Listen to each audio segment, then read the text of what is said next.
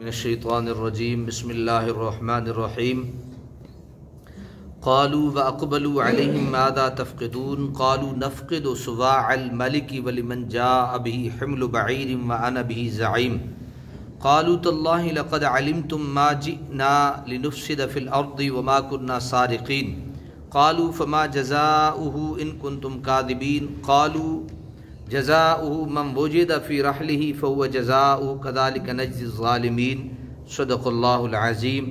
آیت نمبر 70 سے لے کر آیت نمبر 75 تک سورہ یوسف اور 13واں سپارہ۔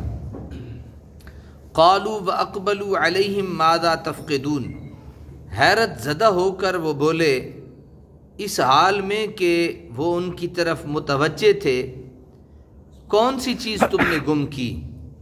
قالوا نفقد صواع الملک، انہوں نے کہا کہ ہم نے گم کیا ہے بادشاہ کا پیالہ۔ ہم نے کیا گم کیا ہے؟ بادشاہ کا پیالہ۔ وَلِمَنْ جَاءَ بِهِ، اور وہ شخص جو ڈھونڈ لائے گا اسے، حمل بعیر، بطور انعام ہم بار شتر غلہ اسے دیں گے، ایک اونٹ کا غلہ ہم اس کو دیں گے جو ڈھونڈ لائے گا۔ وَأَنَا بِهِ زعیم، اور میں اس کا ضامن ہوں، اور میں اس کا کیا ہوں؟ ضامن ہوں۔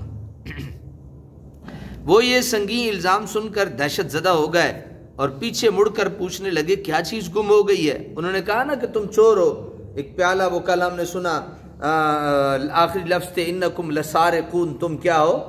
چور ہو۔ تو بڑے حیرت زدہ ہو کے بولے بھئی ہم کس چیز کے چور ہیں، کیا ہم نے چرایا ہے؟ تو انہوں نے کہا کہ تم نے بادشاہ کا جو ماپنے والا آلہ تھا، پیالہ تھا، وہ تم نے جو ہے وہ چوری کر لیا ہے۔ انہوں نے بتایا کہ شاہی پیالہ نہیں مل رہا اور تمہارے بغیر اور وہاں کوئی آیا بھی نہیں، یقیناً پیالہ تمہارے ہی پاس ہے، اور تم میں سے جو پیالہ تلاش کر کے دے گا اسے غلہ کا لدا ہوا ایک اونٹ بطور انعام دیا جائے گا۔ قالوا تاللہ، کہنے لگے خدا کی قسم، لقد علمتم ما جئنا لنفسد فی الارض، تم خوب جانتے ہو ہم یہاں اس لیے نہیں آئے کہ فساد برپا کریں زمین میں، وما كنا سارقین، اور نہ ہی ہم چوری پیشہ ہیں۔ وہ قسمیں اٹھا اٹھا کر اپنی صفائی پیش کرنے لگے کہ ہم چور نہیں ہیں۔ قالوا فما جزاؤه ان کنتم کاذبین، خدام یوسف نے کہا پھر اس کی کیا سزا ہوگی؟ یعنی تم یہ کہتے ہو کہ ہم چور نہیں ہیں، اور اگر خدا نہ خواستہ تمہارے ان سامان سے وہ چیز مل جاتی ہے، وہ پیالہ، تو پھر بتاؤ سزا کیا ہوگی؟ ان کنتم کاذبین، اگر تم جھوٹے ثابت ہو جاؤ، کہ تم جو کہہ رہے ہو اس کے مخالف جھوٹے ثابت ہو جاؤ تو تمہاری سزا کیا ہوگی؟ اہلکاروں کو اپنی جگہ پر یقین تھا کہ ان کے سوا کوئی اور چور نہیں۔ ادھر وہ قسمیں اٹھا اٹھا کر اپنی برات کر رہے تھے۔ عام طور پر ایسے مواقع پر یہی ہوتا ہے کہ ملزم سے ہی پوچھا جاتا ہے کہ تم جو اپنی صفائی پیش کرتے کرتے نہیں تھکتے، تم خود ہی بتاؤ کہ اگر تم پر یہ الزام ثابت ہو جائے تو تمہیں کیا سزا دی جائے۔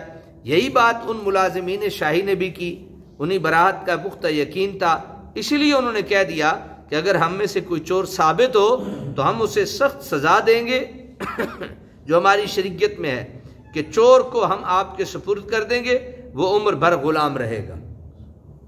یعنی اس وقت چور کی سزا کیا تھی کہ جو چور ہوتا تھا اس کو، جس کی چوری کرتا تھا اس کے حوالے کر دیا جاتا تھا، اور ساری زندگی اس کا کیا ہوتا تھا؟